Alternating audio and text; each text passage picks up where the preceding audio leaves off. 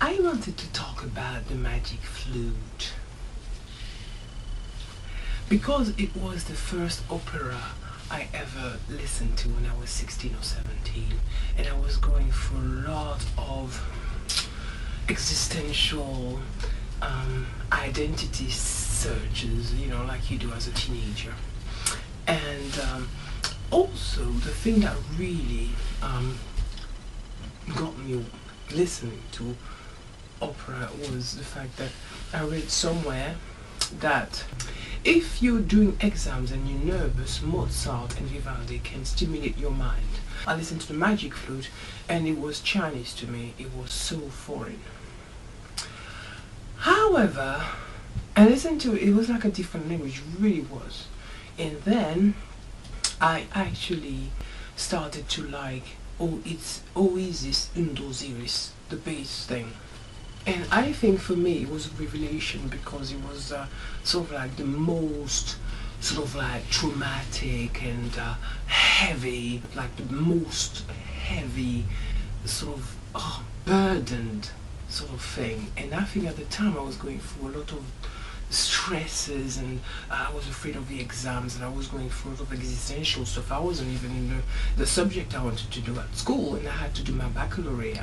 So a lot of things were going on, and I was going through this burdensome thing, and this language, this heavy, I was into that heavy bastard sarastro, describing the pain and the tribulations of these people, and he was reaching out for a higher source. And he was being the perfect priest because he was actually quite moldable as a persona, as a character. Because here he is starting like,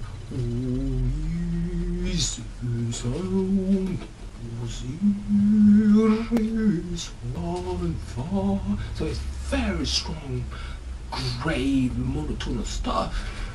And then there's a response from those tenors, the priest is slightly lighter and younger voices and phrases, and all of a sudden he's rising and elaborating his phrases and doing a different phrasing altogether, a different sort of sentence, a different sort of existential path, and he's carrying those needs to those people, to those gods, to the from the people he's representing. I mean, those are priests, but if you think of a cabinet minister, and you have the PM, the Prime Minister, or the President at the head, this is the guy who carries what the other guy, the local MPs, told him in Parliament, and he changes his bulk, his luggage, his message according to what the people told the chorus of priests or MPs, the local representatives, tell him what people want, and he changes his message altogether. His sentences are changing, his character is changing, he's really rising, and of course he's doubly motivated in strength, and it's really going passionate, you know, expressing himself, but he's also more sentimental in a way, he's more sensitive, and it's higher in pitch. But it's a complete different sarastro, and it's more reachable, it's more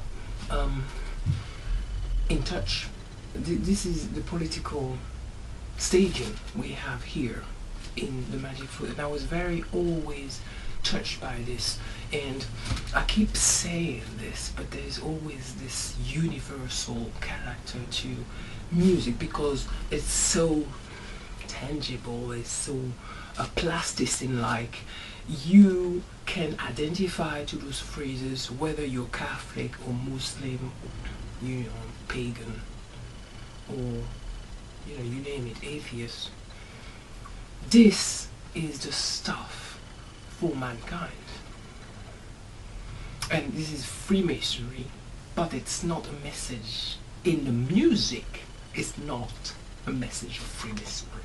You have this relating father figure, huge, massive bass father figure, sarastro, who's relating because he decides to relate, because it's his role, but because he is actually flexible in his approach and is relating and translating this to the gods.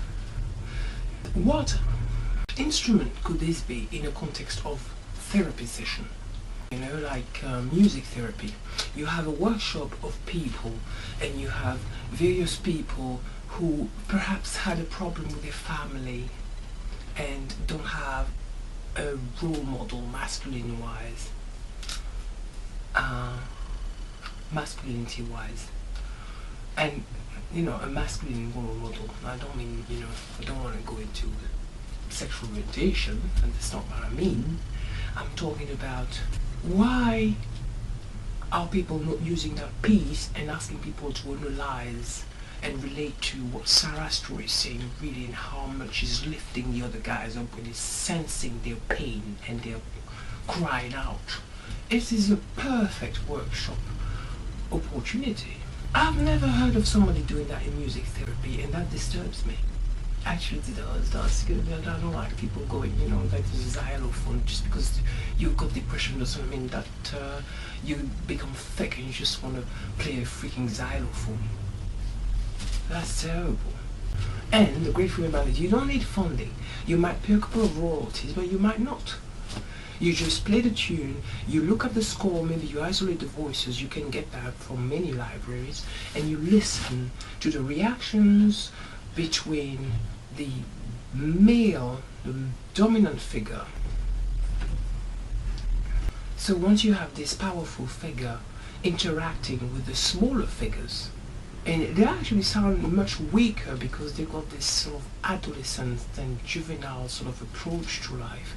They're dragging on and hesitant and very sort of like almost not opening their mouth to, you know, sort of mouthing and chewing on the sentences. Those are people who don't know life that much. If you have that and you compare it and you ask people to workshop what emotional impressions they got from one voice in the chorus to another, from one dynamic in the score to the other, the movement can be used as well to express the music. Basic movements and theater workshopping, sort of eye contact and occupying the space, sort of basic theater workshop type can be used for this, to explore the emotional context, to putting patients into this context. I don't see why it's difficult. It doesn't cost money, and it's not, even if it doesn't work, it doesn't damage anyone. It can't possibly. You know, people are exposed to beautiful, positive messages because it's not drowning. It's not a drowning song. It lifts you up. It paints the drowning, but it lifts you up. This is what music by Mozart does. And that's a subject for another analysis, but you know, actually I've got a video on YouTube about this. People can be asked to depict and write about what they feel about every single emotion and how they relate in their lifetime, their life experience to that. That is very healing. If nothing else, that's an opportunity for people to express themselves. I don't know why people don't use this in music therapy. Time for a new era in music therapy.